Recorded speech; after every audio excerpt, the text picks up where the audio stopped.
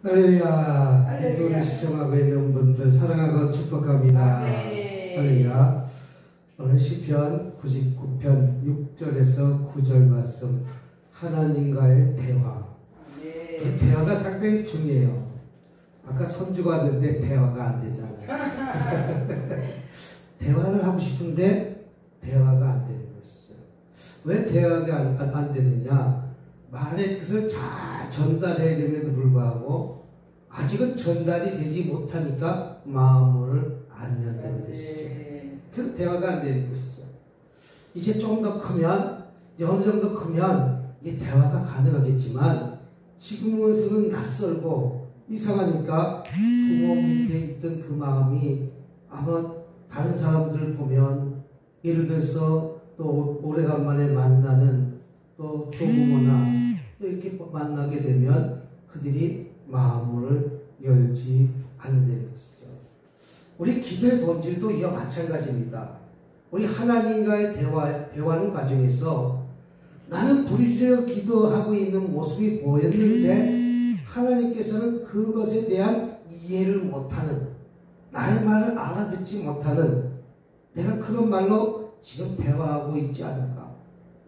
아니면 하나님의 말씀을 내가 지금 기도하는 모습이 잘 주님께서 알아듣고 있는 말로 우리를 하고 있는가? 우리 아까 그 어린아이를 보면서, 그 손주를 보면서 작가와 사람과 사람의 대화인 관계임에도 불구하고 잘 말이 전달되지 아니하니까 그 아이가 낯설기도 하고, 그래서 품에 안기지 않는 것입니다. 이거 마찬가지입니다. 부부지간도 마찬가지입니다.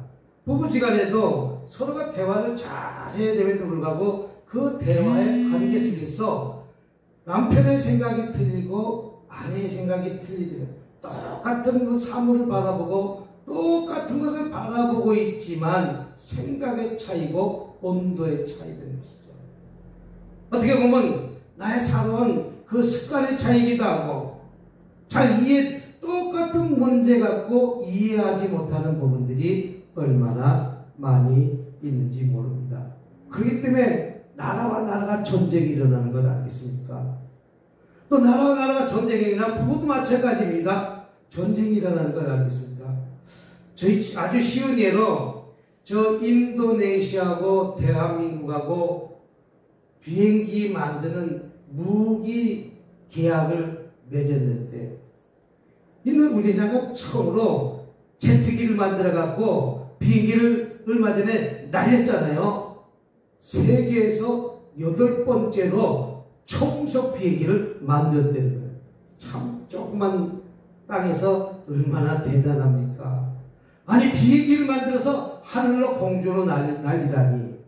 근데 인도네시아가 돈을 갖다가 줘야 될 때 몇 조를 돈을 주고 이제 비행기를 같이 만드는데 내가 20%를 책임지겠다라고 해놓고서라 20%까지 주지도 않고 1,500억 아주 일부만 내놓고 1%만 내놓고 공짜로 다 그 기술을 갖다가 전수받으려니까 이제 참다 못한 대한민국은 딱 인도네시아하고 선을 긋고 이제 대화를 이제 그만 여기까지 하자라고 하면서 끊었잖아요. 그 반면에 러시아하고 우크라이나 전쟁에, 그 전쟁이 일어난 것도 서로가 대화를 잘 되었다면 서로가 전쟁이 일어나지 않았는데, 아무튼 전쟁이 일어난 이후에 문제는 왜 그 생각이 안 나? 무슨 나라지요? 갑자기 생각이 안 나네. 터키가 아니라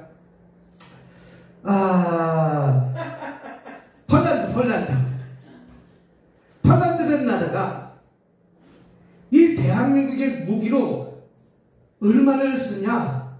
약 200조. 우리나라 돈으로 200조의 무기를 산 거예요. 대한민국의 무기를 무엇을 잘 만든다고 200조를 투자합니까? 남들은 1억 5천만 원만 내놓고 약 20조 돈을 갖다가 돈을 베팅도 안 하고 그냥 나몰라라는 사람이 있는 반면에 폴란드라는 나라는 러시아가 우크라이나를 침략한 부분에 대해서 야 우리가 어디 가서 비행기를 사야 되겠다, 어디 가서 탱크를 사야겠다, 무엇을 사야겠다, 미국에 가서 탱크를 달라, 비행기를 달라.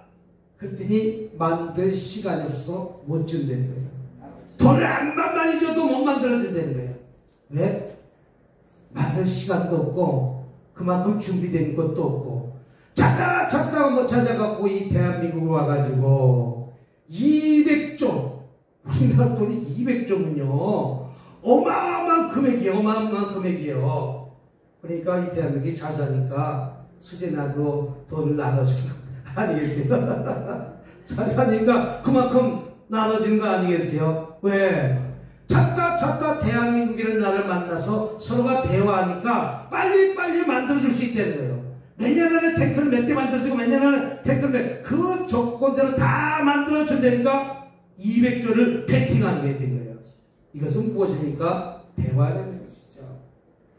나라와 나라 간의 관계 대화에서도 서로가 약속을 잘 이행하니까 돈을 잘 지불하고 계약서를 잘 쓰니까 서로가 대화가 통해서 그러면 탱크 만들기 전에 얼마만큼 먼저 돈을 붙이고 약 30%는 붙이고 나중에 70%는 그 폴란드를 날아가서 우리가 비행기 공장도 생기고 탱크 공장도 생기고 모두 세우겠다.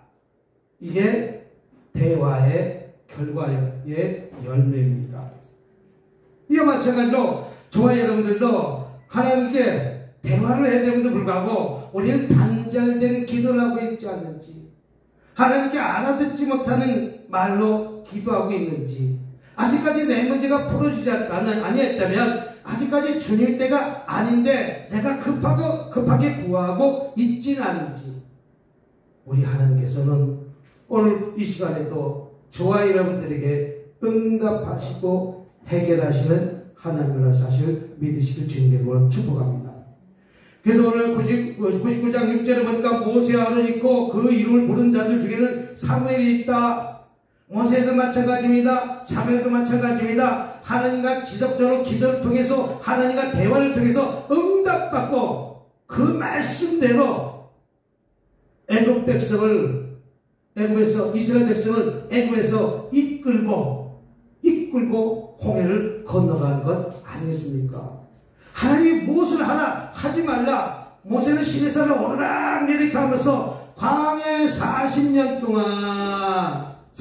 동안 하나님의 은혜 속에 있었고 말씀 속에 있었고 그 말씀 속에 이제 하나님과 대화를 당해서 하나님이 나에게 무엇을 원하시 모세는 깨달았다는 것이죠.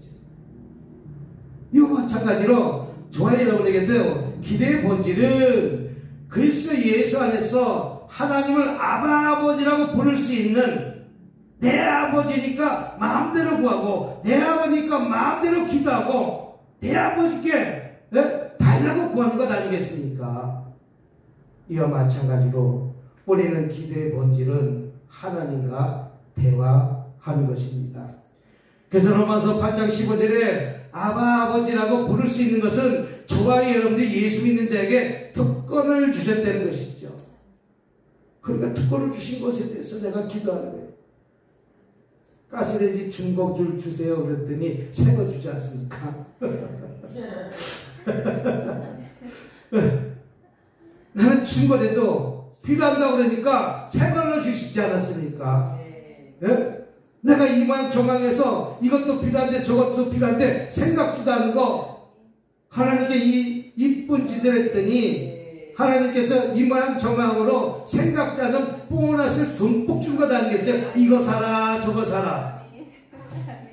이게 하나님의 대화의 응답이에요. 하나님께 부르짖어 기도하고 나의 이 형편과 처지를 알고 있지 않습니까?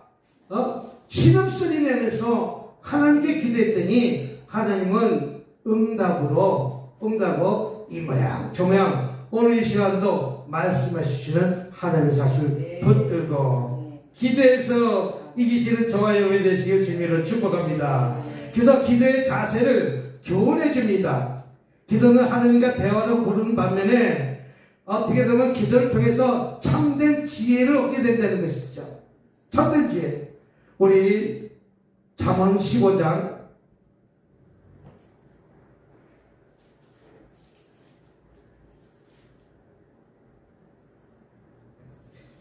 15장 8절. 자, 시작. 악인의 제사는 여호와께서 미워하셔도 정직한 자의 기도는 그가 하하. 악인의 기도는 어떻게 한다고요? 악인의 제사는 여호와께서 미워하셔도 정직한 자의 기도는 그가 기뻐하신다. 정직한 자의 기도를 들으신 하나님, 신실한 자의 기도를 들으신 하나님, 악인의 제사는 여호와께서 미워하시나 정직한 자의 기도를 어느 이 시간에도 듣는 거예요. 정직한 자의 기도를 석기 응답하고 석기 해결해주고 석기 문제를 풀어주기 위해서 우리 하나님께서는 기다리고 계신다는 거예요. 내가 진실하게 살고 있는지 아니면 저가 거시기에 살고 있는지 우리 하나님은 다 붉고 끝없는 자는 다 바라보고 계신다는 사실을 믿으시기 바랍니다. 오늘 이 설교 준비한 것은 아니지만 다른 설교, 제가 축사 영성에 대한 설교를 갖다가 이제 강의하려고 지금 파워포인트 만들고 있어요. 만들고 있는데 그 파워포인트 만들고 있는 과정에서 내 속사람과 겉사람이 내 속에는 하나님을 쫓고 있는 삶을 살고 있지만 내 겉사람은 자꾸만 육적인 걸 쫓아간다. 내 속은 어떻게 보면 주님을 찾는다고 내가 이렇게 살아가면서 내 육은 지금 현실만 자꾸만 바라보고 있는 것이 저와 여러분들의 것이죠. 그래서 영과 육이 계속해서 충돌한다는 것이죠. 영과 육이 계속해서 충돌하는 거예요. 영성을 보시면 영과 육이 충돌하는 과정에서 영이 이기는 것이 영성이 있는 자고, 내가 영을 이기지 못하고 영이 지면 내가 육적인 삶으로 나타나는 거예요. 내 속에 두 사람이 계속해서 충돌하고 있거든요. 선한 선과 악이 계속해서 충돌하고 있는 거예요. 그래서 영적인 사람은 악을 이길 수 있는 힘이 있지만 육적인 사람은 영을 갖다 이길 수 있는 힘이 없기 때문에 육적인 사람이 된다는 거예요. 그래서 제가 한 끗 차이인데 그 한 끗 차이가 육이 자꾸만 영한테 지면 영적인 사람이고, 육이 영에게 이기면 육적인 사람이에요. 그거는 한 끗 차이가 있어요.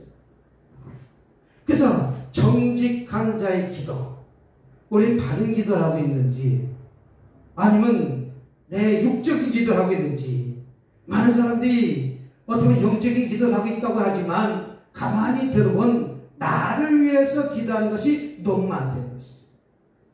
나의 삶을 위해서 기도하는 것이 너무 많다는 거예요. 많이 가졌음에도 불구하고 그 가진 것에 만족하지 못하고 더 많은 것을 가지려고, 더 많은 것을 요구하고 더 많은 것을 이루려고 하는 것이 사람이 되는 것이죠. 사람의 욕심은 끝이 없어요. 사람의 욕심은 끝없는 것이 사람의 욕심이에요. 집을 한 채 갖고 있어도 만족하지 못하고, 두 채 갖고 있어도 만족하지 못하고, 어떤 사람은 천 채 갖고 있는 사람도 있구만. 천 채 갖고 있는 사람도 있는데 우리 아들도 이번에 큰 교훈을 받는 거예요. 엄청난 큰 교훈을 받는 거예요. 무슨 교훈을 받았는가?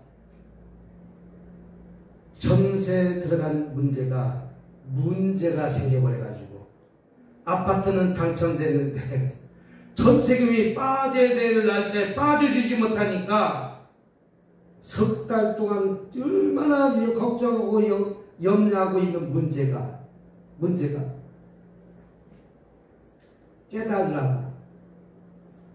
마침 그래도 부모가 하나님의 사람이고 하나님의 일을 하니까 수시로 계속 그 문제를 위해서 기도하지 않습니까?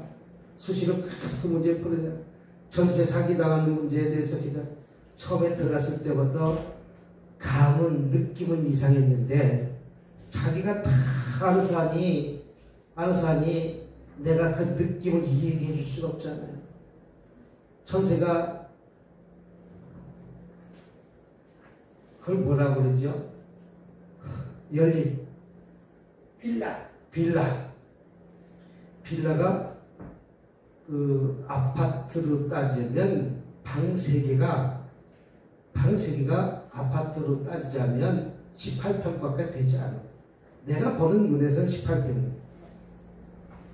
근데 빌라 파는 사람들의 눈에는 18평이라고 그러지 않고 32평형이라고 이렇게 얘기해요. 방 3개면 몇 평이라고 하면 32평형, 한 28평형. 근데 이것을 전세를 갖다가 1억 9천에 들어간다고 2년 전인가 3년 전에 저 인천에. 와, 그래서 혼자 생각에는 야, 무슨 전세가 연립 전세가 1억 9천이야. 집도 1억 9천이면 사겠구만.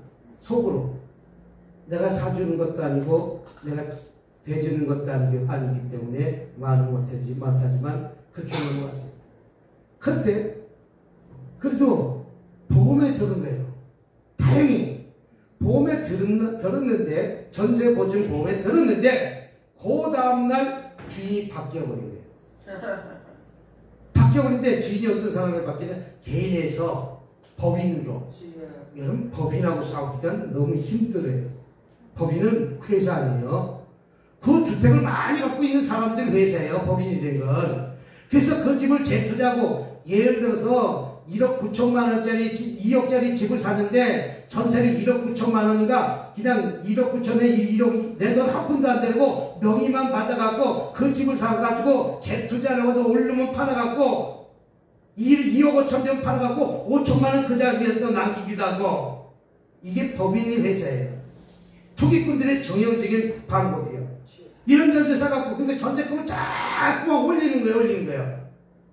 근데 아들이 결론적으로 거기에 들어갔는데 다행히 보험을 들어서 그 보험 찾아내는데 흰머리가 날 정도로 변호사나 법무사를 통해서 일하는데 젊은 친구니까 인터넷 갖고 다 이렇게 저렇게 해갖고 어떻게 보면 프린터를 갖다가 100장씩 뽑아다가 법원에 내기도 하고 이렇게 해서 내기도 하고 이 돈이 나올지 안 나올지 감감 나올 것 같긴 하지만 그 사람이 돈이 없는 거예요. 돈이 내줄 데가 없는 거예요. 대부분 전세 요새 문제가 생기는 게 집값이 떨어지니까 내줄 돈이 없는 거예요. 근데 이거 1000채씩 갖고 있는 사람이 있다고 하잖아요. 법인이라는 건 몇 채를 갖고 있는 사람이 한두 채 갖고 있는 사람이 아니에요. 그런데 문제는 다행히 3개월 지나서 다행히 보증회사로부터 돈은 받았지만 보증회사는 이 법인한테 결론적으로 돈을 띈 거예요. 누군가가 돈을 띄잖아. 보험회사는 돈을 내줬지만 이 집이 그 값어치가 안 내가니까 이제 그 집을 경매에 붙일 거 아니에요. 1억 9천만 원을 경매에 붙이면 분명히 1억으로 반값으로 떨어질 거예요. 지금 계속 꼼두박질 치는 게 집값 아니에요. 그럼 그 손해를 누가 봅니까? 법인회사가 보고, 마찬가지로 어떤 사람은 법인의 보험을 들지 않은 사람은 1억 9천 전부의 모든 돈을 다 그 사람한테 뜯기는 거예요. 진실해야 됨에도 불구하고 진실하지 못한 결과가 남의 돈을 그렇게 어떻게 보면 한 입에 꿀꺽 삼키는 자가 많이 되는 거죠. 하나님은 그런 기도 안 들어주신다는 것이죠. 진실한 기도를 들어주시는 것이죠. 거짓된 기도를 듣는 하나님을 아시는 것이죠. 예전 같았으면 기도해달라고 막 부르짖었는데 이러지도 못하고 저러지 못하고 이만큼 힘들어 있으니까 아무튼 그 문제가 그래도 받을 수 있는 것에 끝났지만 보증보험회사가 돈을 뜯겼든지 누가 돈을 뜯겠든지 제2의 피해자, 제3의 피해자, 제4의 피해자가 엄청나게 나와서 한 사람이 그 문제를 인해서 15년 전에 집사님이 19채의 집을 가지고 6개월만 지나면 보조금 올려주세요. 전세 올려주세요. 19채니까 1년, 한 20일마다 월세 올려주세요. 한 번씩 끝날 거 아니에요. 돌아가는 횟수가. 월세 30만에서 40만 올려주세요. 보조금 전세는 100만 올려주세요. 그 100만원씩 받은 걸 자기 돈처럼 계속 쓰다가 몇 년 전 쓰다가 딱 집값이 떨어지는 IMF 시대 뚝 떨어지는 현상이 나타나서 목사님 이거 어떻게 해요? 목사님 어떻게 해요? 목사님 어떻게 해요? 그 전세 세입자에게 다 돌려주세요. 명의를 주세요. 안 그러면 다 차업 돌아가고 또 다 뺏기면 저 사람들 쫓겨나요. 제일 좋은 방법은 명의를 주세요. 그랬더니 제가 얘기한 대로 명의를 받은 사람이 절반, 안 받은 사람이 절반, 안 받은 사람 한 푼도 못 받고 다 쫓겨났고 명의를 받은 사람은 그 집이라도 생겼고 그 집사님은 여전까지 그 돈에 대한 세금을 안 내갖고 여전까지 자기 이름으로 통장도 못 만들고 뭐도 못 만들고 그것을 어떻게 보면 자기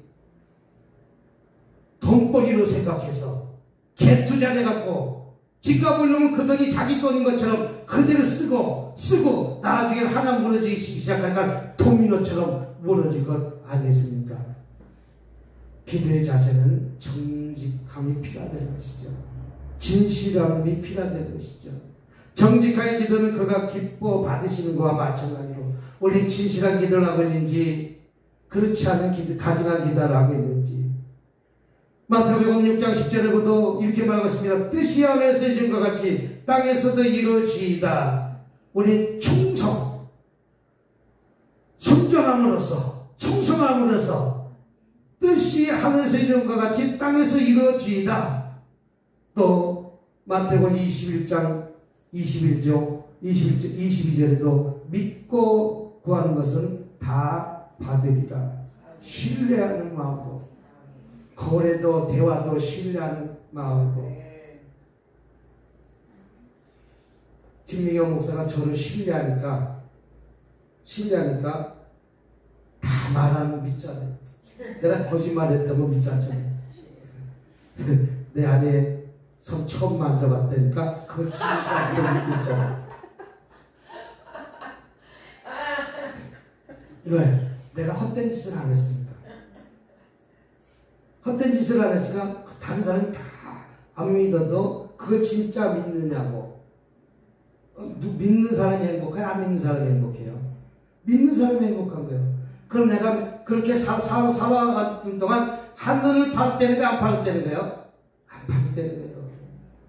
그러니까 믿지. 수시로 한눈 팔았으면 아마 눈탱이가 밤탱이가 돼갖고 오늘은 이쪽에 썩어나 섞이고 오늘 때 입이 터져갖고 여기에다 써 입이 마스크 쓰고 다니고 이렇게 될지 모르지만 이것이 무엇입니까? 신뢰. 부모지간에 대한 신뢰, 나라와 나라 국가 간에 대한 신뢰, 사업하는 사람들의 신뢰, 마찬가지로 하나님과 나와의 관계에도 신뢰가 있어야 되는 것이죠. 하나님과 자꾸 관계에 어긋나고 공수표를 하는 것이 아니라 그런 신뢰, 이런 기도에 하나님이 응답하십니다. 마지막 세 번째는 기도가 응답이 있을 때 말해줍니다. 대화는 반드시 상대방이 응답이 필요하다는 것이죠. 상대방이 응답. 참된 대화, 진실한 대화, 믿는 대화. 내가 무엇을 심부름시켰는데 자꾸만 딴 곳에 들렸다 오지 않고 그 길만 달려가는 모습. 이게 참된 대화입니다. 그래서 역대하 7장 2절만 보고 마치도록 하겠습니다.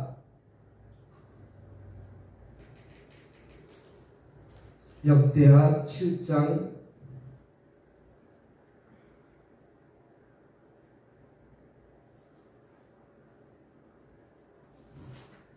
내 이름으로 일컫는 내 백성이 그들이 악한 길에서 떠나 스스로 낮추고 기도하여 내 얼굴을 찾으라. 내가 하늘에서 듣고 그들의 죄를 사하고 그들의 땅을 고칠지라. 아멘. 악의 길에서 떠나 스스로 낮추고 기도하면 악에서 먼저는 조건이 달리지 않습니까? 악에서 떠나 스스로 낮추고 기도하여 내 얼굴을 찾으면 내가 하늘에서 듣고. 할렐루야. 이것이 뭐니까 기도에 응답을 말해주고 있는 것입니다. 어떤 자에게? 악에서 떠난 자에게. 마지막으로 이사야 58장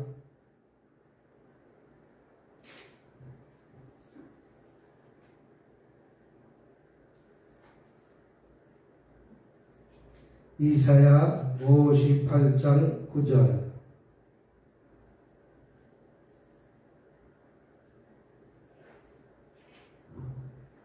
내가 부를 때 나 여호와가 응답하겠고 내가 부를 때 내가 여기 있다 하리라.